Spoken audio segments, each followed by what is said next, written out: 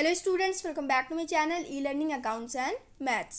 Students, हमने last video में question number 10 तक सारे क्वेश्चंस कर लिए थे। आज हम आगे क्वेश्चंस करेंगे। तो देखिए क्वेश्चन नंबर 11 में क्या लिखा हुआ है। In the absence of partnership deed a partner is entitled to an interest on the amount of additional capital advanced by him to the firm at the rate of. Students ध्यान से सुनिएगा, बहुत ही ईजी क्वेश्चन है। Students, इसमें लिखा हुआ है कि जब पार्टनरशिप डीड साइलेंट होता है तो पार्टनर जो एडिशनल कैपिटल लेके आते हैं तो क्या उस कैपिटल पे उन्हें इंटरेस्ट दिया जाएगा? अगर दिया जाएगा तो कितने रेट पे दिया जाएगा? ओके, तो देखिए ऑप्शंस में लिखे हुए हैं। Option A, entitle for 6% per annum on the additional capital only when there are profits. Option B, entitle for 10% per annum on the additional capital.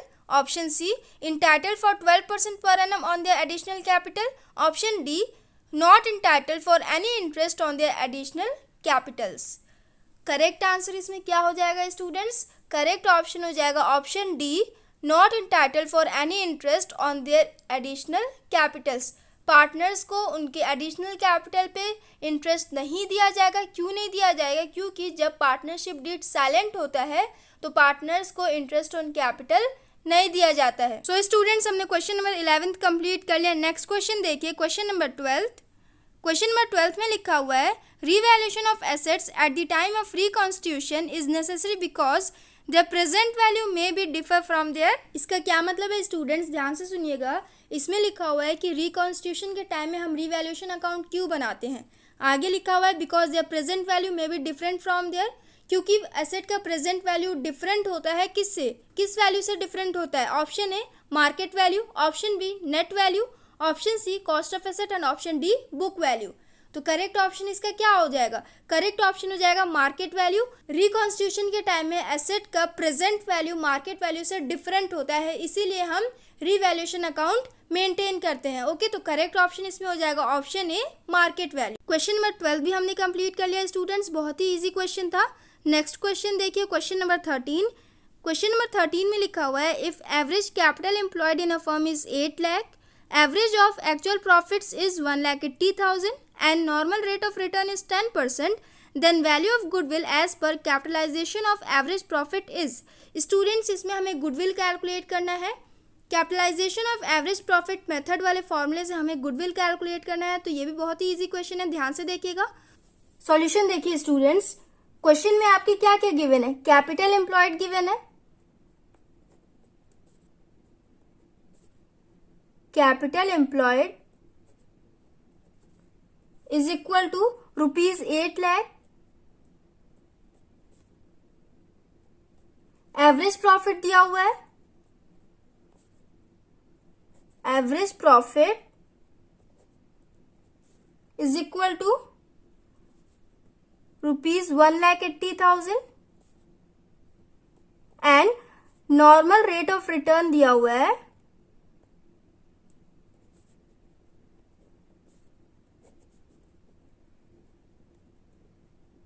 Is equal to 10%। Okay, question में ये सारे information given है।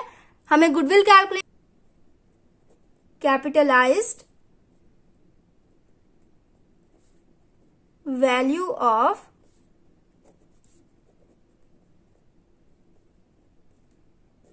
Average profit. Students, इसका formula क्या होता है? बहुत ही easy formula है, आई होप सारे बच्चों को मालूम होगा। एवरेज प्रॉफिट, यहां पे मैं लिख भी दे रही हूं, देखिए average profit into 100 upon normal rate of return.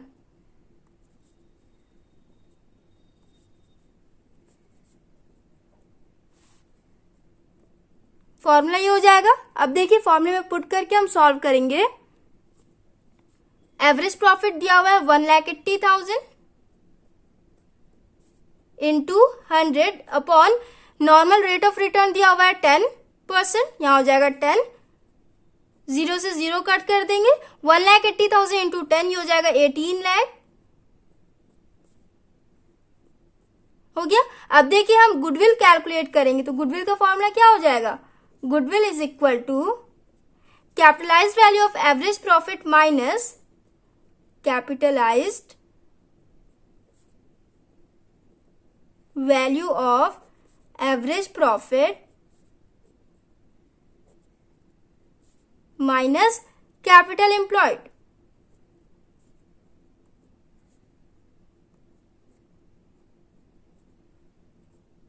कितना हो जाएगा? Capitalise value of average profit आया हमारा 18 लाख, कैपिटल एम्प्लॉयड दिया हुआ है आपके क्वेश्चन में 8 लाख, 18 लाख माइनस 8 लाख ये हो जाएगा 10 लाख। आ गया हमारा goodwill. So students correct option कौन सा हो जाएगा?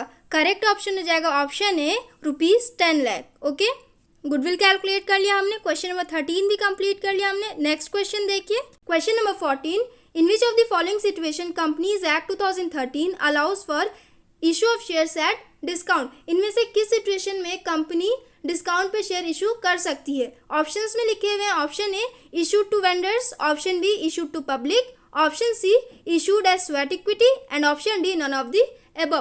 करेक्ट ऑप्शन इसमें कौन सा हो जाएगा students? Students vendors and public को कंपनी डिस्काउंट पे शेयर इशू नहीं कर सकती है, बट स्वेट इक्विटी को कंपनी डिस्काउंट पे शेयर इशू करती है। स्वेट इक्विटी क्या होता है, जिन बच्चों को नहीं मालूम होगा वो अपने बुक में देखेंगे। आपके बुक में पूरा का पूरा एक टॉपिक दिया हुआ है स्वेट इक्विटी शेयर्स के बारे में। ओके, क्या लिखा हुआ है देखिए, sweat equity shares means equity shares issued by the company to its employees or directors at a discount। Company अपने एम्प्लॉयज और डायरेक्टर्स को इक्विटी शेयर इशू करती है डिस्काउंट पे, जिसे हम कहते हैं स्वेट इक्विटी शेयर्स। ओके, तो करेक्ट ऑप्शन इसमें हो जाएगा option C issued as sweat equity. So students question number 14 भी हमने कंप्लीट कर लिया। नेक्स्ट क्वेश्चन देखिए, question number 15, as per section 52 of companies act 2013 securities premium reserve can not be utilised for. बहुत ही easy question है, ध्यान से सुनिएगा स्टूडेंट्स। इसका मतलब ये है कि इनमें से किस सिचुएशन में हम प्रीमियम वाला अमाउंट यूज नहीं कर सकते। Options are, option A writing off capital losses, option B issue of fully paid bonus shares, option C writing off discount on issue of securities, option D writing off preliminary expense. इनमें से कौन सा ऐसा situation है जिसमें हम securities premium reserve वाले amount को यूज नहीं कर सकते? तो इसका करेक्ट ऑप्शन हो जाएगा option A writing off capital losses. Students आपके बुक में issue of shares at premium वाले पॉइंट में बहुत ही क्लियरली लिखा हुआ है कि हम कब कब सिक्योरिटीज प्रीमियम रिजर्व वाला अमाउंट यूज कर सकते हैं। ओके, तो अगर ये वाला क्वेश्चन ना समझ में आया तो आप पहले अपने बुक में देख लीजिएगा, उसके बाद आपको अच्छे से समझ में आएगा। Discount on issue of securities and preliminary expense को राइट ऑफ करने के लिए कंपनी सिक्योरिटीज प्रीमियम रिजर्व वाला अमाउंट यूज कर सकती है, बट कैपिटल लॉसेस के राइट ऑफ के लिए कंपनी यूज नहीं कर सकती है। ओके, एंड बोनस शेयर को इशू करने के लिए भी कंपनी प्रीमियम मनी यूज कर सकती है। ओके, तो करेक्ट ऑप्शन हो जाएगा इसमें option A right of capital losses. Students question number 15 भी हमने कंप्लीट कर लिया। नेक्स्ट क्वेश्चन देखिए, question number 16, net assets minus capital reserve is. Students question में क्या लिखा हुआ है, नेट एसेट में से कैपिटल रिजर्व माइनस करेंगे तो क्या आएगा? ऑप्शंस में लिखे हुए हैं, option A purchase consideration, option B goodwill, option C total assets and option D liquid assets. तो इनमें से कौन सा ऑप्शन करेक्ट होगा? तो ध्यान से देखिएगा स्टूडेंट्स आपने इशू ऑफ शेयर्स में अदर देन कैश कंसिडरेशन वाला टॉपिक पढ़ा है ना, उसी टॉपिक से ये क्वेश्चन दिया हुआ है। ठीक, तो अदर देन कैश कंसिडरेशन में क्या होता था, अगर आपने पढ़ा होगा तो आपको मालूम भी होगा। तो देखिए उसी के एग्जाम्पल की हेल्प से हम ये वाला क्वेश्चन समझेंगे। ठीक, मान लेते हैं एक्स लिमिटेड ने वाई लिमिटेड का बिजनेस परचेज किया। ठीक, कितने का परचेज किया होगा? ले लेते हैं 20 लाख। मान लेते हैं एक्स लिमिटेड ने वाई लिमिटेड का बिजनेस 20 लाख में परचेज किया होगा। ठीक, तो ये 20 लाख क्या कहलाएगा? ये 20 लाख परचेज कंसिडरेशन कहलाता है। Purchase consideration. Total x limited ने 20 लाख का बिजनेस परचेज किया वाई लिमिटेड से, तो ये 20 लाख परचेज कंसिडरेशन कहलाएगा ना। स्टूडेंट्स जिन बच्चों को नहीं समझ में आ रहा है, जिन बच्चों को नहीं मालूम है कि परचेज कंसिडरेशन क्या होता है and other than cash consideration में क्वेश्चंस कैसे सॉल्व करते थे, तो पहले आप लोग प्रैक्टिकल क्वेश्चन वाले वीडियोस देखो मेरे, उसके बाद ये वाला क्वेश्चन करना, नहीं तो ऐसे नहीं समझ में आएगा आपको। ठीक, वाई लिमिटेड के पास टोटल 21 लाख के एसेट्स थे। ठीक, वाई लिमिटेड के पास टोटल 21 लाख के एसेट्स थे, बट एक्स लिमिटेड ने 20 लाख में ही बिजनेस परचेज किया। तो 21 लाख माइनस 20 लाख, 1 लाख का डिफरेंस आ रहा है ना। तो ये 1 लाख का जो डिफरेंस आ रहा है ये एक्स लिमिटेड के लिए प्रॉफिट हो जाएगा, एंड इस प्रॉफिट को हम कैपिटल प्रॉफिट कहते हैं। कैसे कहेंगे? ये जो 1 लाख का प्रॉफिट हुआ इसे हम कैपिटल प्रॉफिट कहेंगे। क्यों कैपिटल प्रॉफिट क्यों कहेंगे? कैपिटल प्रॉफिट क्या होता है स्टूडेंट्स? कैपिटल प्रॉफिट वो होता है जो कंपनी को नॉर्मल डेज में ना हो, रेगुलर ना हो ऐसे प्रॉफिट्स, कभी कभार ऐसे प्रॉफिट्स हो, तो इसे हम कैपिटल प्रॉफिट कहते हैं। एंड कैपिटल प्रॉफिट को कंपनी कैपिटल रिजर्व अकाउंट में ट्रांसफर करती है। ओके, यहां तक का आपको समझ में आया? कैपिटल प्रॉफिट को कंपनी कैपिटल रिजर्व अकाउंट में ट्रांसफर कर देती है। ठीक, तो देखिए स्टूडेंट्स, यहाँ पे आपके क्वेश्चन में परचेज कंसिडरेशन भी दिख रहा है, एसेट्स भी दिख रहा है, एंड 1 लाख का कैपिटल रिजर्व भी दिख रहा है। 1 लाख का प्रॉफिट हुआ था जिसे कंपनी कैपिटल रिजर्व अकाउंट में ट्रांसफर कर देती है, तो मतलब कैपिटल रिजर्व में 1 लाख शो कर रहा है। ओके, तो देखिए कंपनी ने टोटल 20 लाख का बिजनेस परचेज किया जिसे हम परचेज कंसिडरेशन कहते हैं, प्लस 1 लाख का प्रॉफिट हुआ जो कैपिटल रिजर्व में ट्रांसफर कर दिया जाएगा, is equal to total 21 lakh के एसेट्स थे। वाई लिमिटेड के पास टोटल 21 लाख के एसेट्स थे। तो देखिए students, 20 lakh plus 1 lakh is equal to 21 lakh. ये हो गया ना, ये आ गया। तो इसको हम इस तरीके से लिख सकते हैं ना, purchase consideration is equal to assets minus capital reserve. Purchase consideration is equal to assets minus capital reserve. ये वाला पॉइंट आपको समझ में आया? अगर जिन बच्चों को ऐसे नहीं समझ में आया तो कोई बात नहीं, हम एक और एग्जाम्पल की हेल्प से समझ लेते हैं। ठीक, मान लेते हैं ए लिमिटेड ने बी लिमिटेड का बिजनेस परचेज किया। ठीक, बट कितने में बिजनेस परचेज किया ये गिवन नहीं है, परचेज कंसिडरेशन गिवन नहीं है। आपके क्वेश्चन में क्या क्या गिवन है देखिए। बी लिमिटेड के पास टोटल एसेट्स 4,80,000 के थे, परचेज कंसिडरेशन नहीं गिवन है। ठीक, ए लिमिटेड ने बी लिमिटेड से कितने का बिजनेस परचेज किया ये गिवन नहीं है, बट बी लिमिटेड के पास टोटल 4,80,000 के एसेट्स थे and liabilities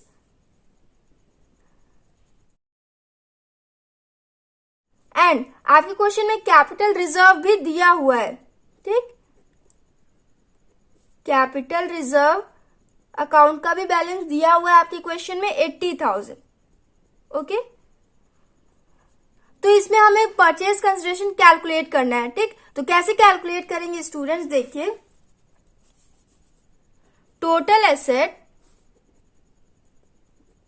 minus liabilities minus capital reserve is equal to purchase consideration. ऐसे करेंगे तो हमारा आ जाएगा ना स्टूडेंट्स। नेट एसेट का फॉर्मूला क्या होता है? नेट एसेट का फॉर्मूला होता है एसेट माइनस लायबिलिटीज। तो टोटल एसेट कितना है कंपनी के पास? 4,80,000 का एंड 80,000 के लायबिलिटीज है, माइनस 80,000 का कैपिटल रिजर्व में 80,000 बैलेंस शो कर रहा है। हमें परचेज कंसिडरेशन कैलकुलेट करना है। ठीक, तो इसे हम नेट एसेट कह सकते हैं ना, asset minus liability. Net asset का फॉर्मूला होता है एसेट माइनस लायबिलिटी। तो 4,80,000 माइनस 80,000 ये हो जाएगा 4 लाख। ये आ गया हमारा net asset. Okay, minus capital reserve 80,000 is equal to 4 lakh minus 80,000 ये हो जाएगा 3,20,000। 3,20,000 आया हमारा परचेज कंसिडरेशन, मतलब ए लिमिटेड ने बी लिमिटेड से टोटल 3,20,000 में बिजनेस परचेज किया होगा। स्टूडेंट्स, अगर मैं आपसे कहूँ कि इसका जर्नल एंट्री भी बना के दिखाइए तो क्या आप बना लोगे? अगर नहीं बना पाओगे तो स्टूडेंट्स, ए लिमिटेड ने बी लिमिटेड का पूरा बिजनेस परचेज किया, तो बी लिमिटेड के पास जितने भी एसेट्स होंगे उनकी एंट्री हम डेबिट साइड में कर देंगे। टोटल एसेट्स, डेबिट साइड में सारे एसेट्स की एंट्रीज हो जाएंगी, एंड जितने भी लायबिलिटीज होंगी उनकी एंट्री हम क्रेडिट साइड में कर देंगे टू लायबिलिटीज। उसके बाद कितने का बिजनेस परचेज किया इसकी भी एंट्री क्रेडिट साइड में हो जाएगी to B Limited. B Limited को कितना पेमेंट करना है, कितने का बिजनेस हमने परचेज किया, तो ये हो जाएगा। एंड उसके बाद देखिए स्टूडेंट्स, कैपिटल रिजर्व वाला अमाउंट मैं नहीं लिख रही हूँ, अभी मैं आपको कैलकुलेट करके ही दिखाऊंगी। टोटल एसेट्स कितने का था? 4,80,000 का, एंड लायबिलिटीज थे 80,000 के। Students, other than cash consideration में ऐसे एंट्रीज आपने बनाए होंगे, आपको याद होगा कंपनी के पास जितने भी एसेट्स होते हैं उनकी एंट्री हम डेबिट साइड में करते हैं, जितनी भी लायबिलिटीज होती हैं उनकी एंट्री हम क्रेडिट साइड में करते हैं। ओके, एंड अगर डेबिट साइड का बैलेंस कम हो तो उसके लिए हम गुडविल अकाउंट ओपन करते हैं, एंड क्रेडिट साइड का बैलेंस कम हो तो उसके लिए हम कैपिटल रिजर्व अकाउंट खोलते हैं। याद आया आपको? एंड उसके आगे बैलेंसिंग फिगर भी लिखते थे। नहीं याद आ रहा है तो पहले आप लोग क्वेश्चंस में देख लीजिए, उसके बाद ये वाला क्वेश्चन करिएगा। ठीक, प्रैक्टिकल क्वेश्चन में बुक में देख लीजिए, उसके बाद ये करिएगा, आपको अच्छे से समझ में आ जाएगा। तो यहाँ पे 4,80,000 का टोटल एसेट है, लायबिलिटी है 80,000 की, एंड परचेज कंसिडरेशन हमने कैलकुलेट किया 3,20,000 आया ना। तो टोटल एसेट में डेबिट साइड का टोटल आ रहा है 4,80,000 एंड क्रेडिट साइड का टोटल आ रहा है 4 लाख। क्रेडिट साइड में कम बैलेंस है, बैलेंस करेंगे, इसके लिए हम एक अकाउंट ओपन करते हैं जिसका नाम होता है कैपिटल रिजर्व, एंड आगे लिखते हैं बैलेंसिंग फिगर। 4,80,000 माइनस 4 लाख, ये हो जाएगा 80,000। आगे हमारे कैपिटल रिजर्व भी आया। तो आपके क्वेश्चन में कैपिटल रिजर्व नहीं पूछ रहा था, आपके क्वेश्चन में परचेज कंसिडरेशन पूछ रहा था। तो मैंने आपको बताया ना, देखिए अगर यहाँ पे परचेज कंसिडरेशन नहीं गिवन होता तो टोटल एसेट में से लायबिलिटी और कैपिटल रिजर्व को हम माइनस करते तो हमारा परचेज कंसिडरेशन आता ना। यही वाला जर्नल एंट्री से मैंने फॉर्मूला बनाया है। डेबिट साइड वाले में से क्रेडिट साइड वाले को माइनस कर देते तो परचेज कंसिडरेशन आ जाता। टोटल एसेट में से liability and capital reserve minus करेंगे तो परचेज कंसिडरेशन आएगा। एंड आपके क्वेश्चन में नेट एसेट लिखा हुआ है, net asset minus capital reserve, तो नेट एसेट का फॉर्मूला होता है एसेट माइनस लायबिलिटीज। एसेट में से लायबिलिटी को माइनस कर देंगे तो हमारा आ जाएगा नेट एसेट। तो नेट एसेट आया हमारा 4 लाख एंड कैपिटल रिजर्व में दिया हुआ है 80,000। नेट एसेट माइनस 80,000, ये आ जाएगा purchase consideration. Question I hope आपको ये वाला सॉल्यूशन समझ में आया हो। तो देखिए करेक्ट ऑप्शन क्या हो जाएगा स्टूडेंट्स? करेक्ट ऑप्शन हो जाएगा इसमें option A, purchase consideration. Net assets minus capital reserve is equal to purchase consideration. Students, question number 16 हमने कंप्लीट कर लिया। नेक्स्ट क्वेश्चन देखिए, क्वेश्चन नंबर 17। कल्की एंड कुमुद व partners sharing profits and losses in the ratio of 5:3। कल्की and Kumud दो partners है, दोनों का प्रॉफिट शेयरिंग रेशियो दिया हुआ है 5:3। On 1 April 2021 they admitted Kaustubh as a new partner and new ratio was decided as 3:2:1। 1 April 2021 को उन्होंने न्यू पार्टनर को एडमिट किया जिसका नाम है Kaustubh. New profit sharing ratio दिया हुआ है तीनों पार्टनर्स का 3:2:1। Goodwill of the firm was valued as ₹3,60,000। Firm का गुडविल दिया हुआ है 3,60,000। Kaustubh couldn't bring any amount for goodwill. देखिए स्टूडेंट्स, कौस्तुभ न्यू पार्टनर है जो शेयर ऑफ गुडविल लेकर नहीं आई, तो इसका गुडविल हम कैसे कैलकुलेट करेंगे? फर्म्स की गुडविल से हम पहले कौस्तुभ का शेयर ऑफ गुडविल कैलकुलेट करेंगे, उसके बाद जो दोनों पार्टनर्स है ओल्ड पार्टनर्स, इनके सैक्रिफाइसिंग रेशियो में इन्हें डिस्ट्रीब्यूट करेंगे। ओके, तो देखिए इसका सॉल्यूशन बहुत ही सिंपल है। सो स्टूडेंट्स, आपके क्वेश्चन में क्या क्या दिया हुआ है? Firm's goodwill is equal to 3,60,000। Old ratio दिया हुआ है 5:3। न्यू रेशियो कितना दिया हुआ है 3:2:1। 1. Okay, and Kaustubh new partner है जो शेयर ऑफ गुडविल लेकर नहीं आए। तो देखिए हम कौस्तुभ का शेयर ऑफ गुडविल कैलकुलेट करेंगे। कैसे कैलकुलेट करेंगे देखिए, Kaustubh share of goodwill is equal to total firm's goodwill कितना है, 3,60,000 है ना, 3,60,000 इंटू कौस्तुभ का शेयर ऑफ प्रॉफिट कितना है, ये न्यू रेशियो है तीनों पार्टनर्स का, तो इसमें से कौस्तुभ का हो जाएगा 1/6। ओके, समझ में आ रहा है आपको यहां तक। इसके बाद देखिए 6 × 6 6 × 36, ये हो गया 60,000। कौस्तुभ का शेयर ऑफ गुडविल आ गया 60,000। अब इस 60,000 को हम ओल्ड पार्टनर्स के उनके सैक्रिफाइसिंग रेशियो में डिवाइड करेंगे। ठीक, तो उसके लिए हमें सैक्रिफाइसिंग रेशियो कैलकुलेट करना है। सैक्रिफाइसिंग रेशियो का फॉर्मूला क्या होता है स्टूडेंट्स, देखिए sacrificing ratio is equal to old ratio minus new ratio. तो सबसे पहले हम कल्कि का कैलकुलेट करेंगे। कल्कि is equal to old ratio कितना है 5/8 माइनस न्यू रेशियो कितना है 3/6 इज इक्वल टू, इसका आप लोग एलसीएम निकालो, ये हो जाएगा 24, 8 3 × 24, 3 5 × 15 माइनस 6 4 × 24, 4 3 × 12, ये हो गया 3/24, 3/24 आया। कुमुद का कैलकुलेट करेंगे, देखिए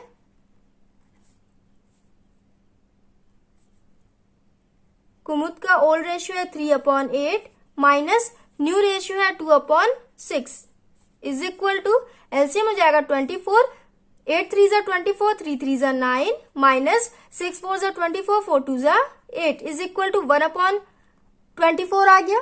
दोनों पार्टनर्स का सैक्रिफाइसिंग रेशियो आ गया 3/24 एंड 1/24। तो देखिए स्टूडेंट्स सैक्रिफाइसिंग रेशियो दोनों पार्टनर्स का कितना हो जाएगा 3:1। तो अब इस 60,000 को हम 3:1 में डिवाइड करें। सबसे पहले कल्कि का कैलकुलेट करेंगे, 60,000 इंटू 3/4, 4 1 × 4, 4 1 × 4, 4 5 × 20, 15,000 इंटू 3, ये हो जाएगा 45,000। एंड कुमुद का देखिए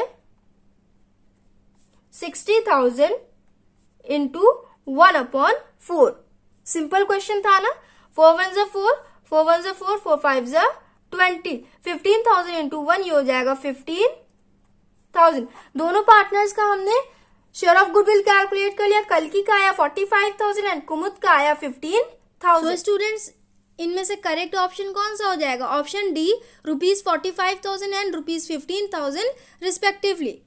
समझ में आया ना आपको क्वेश्चन नंबर 17, बहुत ही इजी क्वेश्चन था। सो स्टूडेंट्स क्वेश्चन नंबर 17 भी हमने कंप्लीट कर लिया। नेक्स्ट क्वेश्चन करेंगे question number 18। Sarvesh, Shriniketan and Shrinivas are partners in the ratio of 5:3:2। Sarvesh, Shriniketan and Shrinivas तीन पार्टनर्स है, तीनों को प्रॉफिट शेयरिंग रेशियो दिया है 5:3:2। If Shriniketan share of profit at the end of the year amounted to 1,50,000, what will be the Sarvesh share of profit. Students इसमें लिखा हुआ है कि अगर श्रीनिकेतन का शेयर ऑफ प्रॉफिट 1,50,000 होगा तो सर्वेश को कितना मिलेगा, सर्वेश का शेयर ऑफ प्रॉफिट कितना होगा। बहुत ही सिंपल क्वेश्चन है स्टूडेंट्स ये। इसमें हमें सबसे पहले टोटल प्रॉफिट कैलकुलेट करना होगा, उसके बाद सर्वेश का शेयर ऑफ प्रॉफिट कैलकुलेट करना है। स्टूडेंट्स देखिए आपके क्वेश्चन में श्रीनिकेतन के शेयर ऑफ प्रॉफिट दिया हुआ है ना, कितना दिया हुआ है देखिए,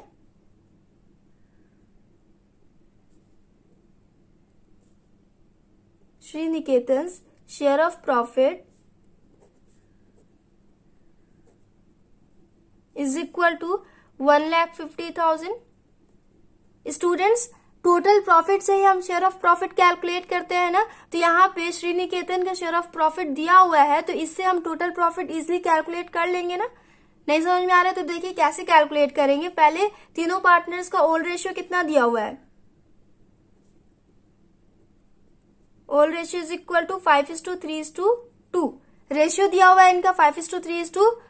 ओल्ड रेशियो नहीं, प्रॉफिट शेयरिंग रेशियो मान लीजिए, क्योंकि इसमें एक ही रेशियो दिया हुआ है तो प्रॉफिट शेयरिंग रेशियो है तीनों पार्टनर्स का 5:3:2। ओके, प्रॉफिट शेयरिंग रेशियो लिख लेते हैं profit sharing ratio and let the total profit be x. Total profit हम एक्स मान लेंगे, उसके बाद श्री निकेतन के शेयर ऑफ प्रॉफिट से हम टोटल प्रॉफिट कैलकुलेट करेंगे। तो देखिए एक्स इंटू श्री निकेतन का प्रॉफिट शेयरिंग रेशियो कितना है 3/10 इज इक्वल टू 1,50,000। ये वाला समझ में आ रहा है आपको? पॉइंट समझ में आया आपको? टोटल प्रॉफिट से ही हम पार्टनर्स का शेयर ऑफ प्रॉफिट कैलकुलेट करते हैं ना। ये वाला पॉइंट आपको समझ में आ रहा होगा। अब देखिए इसे सॉल्व करेंगे। 3x/10 is equal to 1,50,000। ये हो गया। क्रॉस मल्टीप्लाई करेंगे। 3x is equal to 1,50,000 into 10, ये हो जाएगा 15 lakh. x is equal to 15 lakh upon 3। 3 1 जा 3, 3 5 जा 15, ये आ गया 5 लाख। टोटल प्रॉफिट को हमने x माना था, x is equal to 5 lakh आया, मतलब टोटल प्रॉफिट आ गया हमारा 5 lakh. Total profit is equal to 5 lakh. अब देखिए अगर आपका टोटल प्रॉफिट आ गया तो अब आप सर्वेश का शेयर ऑफ प्रॉफिट कैलकुलेट कर लोगे ना इजिली। तो देखिए वो भी करके देखेंगे। Sarvesh share of profit is equal to 5 lakh into Sarvesh का शेयर ऑफ प्रॉफिट कितना है 5/10। 0 से 0 कट कर देंगे। 50,000 इंटू 5 कितना हो जाएगा? ये हो जाएगा 2,50,000 आ गया। 50,000 इंटू 5 ये हो जाएगा 2,50,000। सर्वेश का शेयर ऑफ प्रॉफिट भी हमने कैलकुलेट कर लिया। स्टूडेंट्स आपकी क्वेश्चन में देखिए सर्वेश का शेयर ऑफ प्रॉफिट ही पूछा है, हमने कैलकुलेट किया, हमारा आया 2,50,000। तो इसमें करेक्ट ऑप्शन कौन सा हो जाएगा? करेक्ट ऑप्शन हो जाएगा इसमें ऑप्शन डी 2,50,000। सो स्टूडेंट्स हमने क्वेश्चन नंबर 18 तक सारे क्वेश्चंस कर लिए। पार्ट फर्स्ट में टोटल 18 क्वेश्चंस थे ना, तो हमने सारे 18 क्वेश्चंस कर लिए।